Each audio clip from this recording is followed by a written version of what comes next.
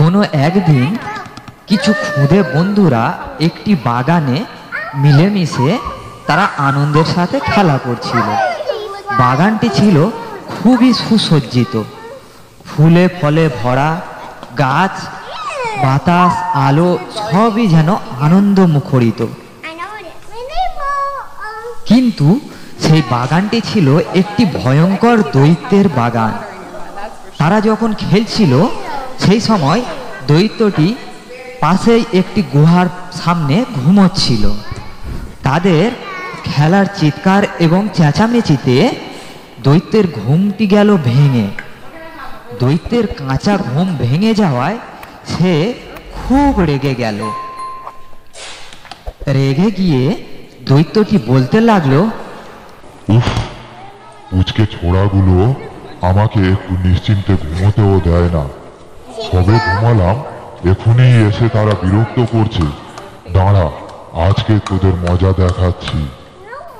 এই না বলে দৈত্যটি সেই খুদে বন্ধুদের দিকে তেড়ে গেল এবং তাদেরকে বলল, এই, তোরা এখনই আমার বাগান থেকে চলে যা, নইলে তোদেরকে ধরে খেয়ে ফেলবো।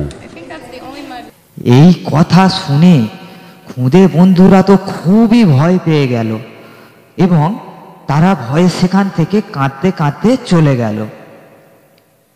এর কিছুদিন পরে আবার খুদে বন্ধুগুলো সেই বাগানে খেলতে এলো এবং তাদের খেলার চেঁচামেচি এবং আওয়াজে দৈত্যের ঘুম ভেঙে যাওয়ায় দৈত্য ফিরে রেগে গেল এবং তাদেরকে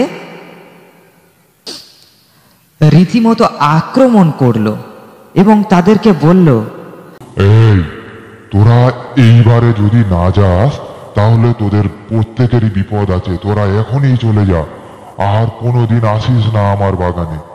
যা, এখনই তোরা চলে যা।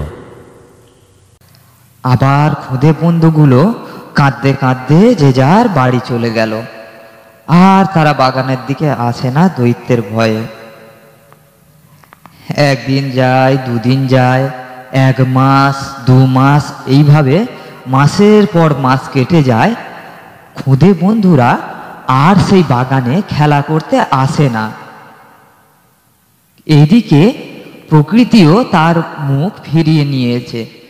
বাগানে ফুল ফল আর নেই, সবুজ বাগান ফ্যাকাশে হয়ে গেছে। সেখানে সূর্য মামাও আর ঠিক মতো ওঠে না, আলো দেয় না।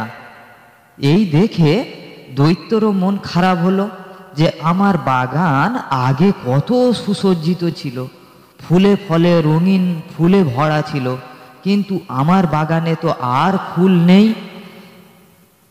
বাগানটা যেন কেমন বেরঙিন হয়ে গেছে।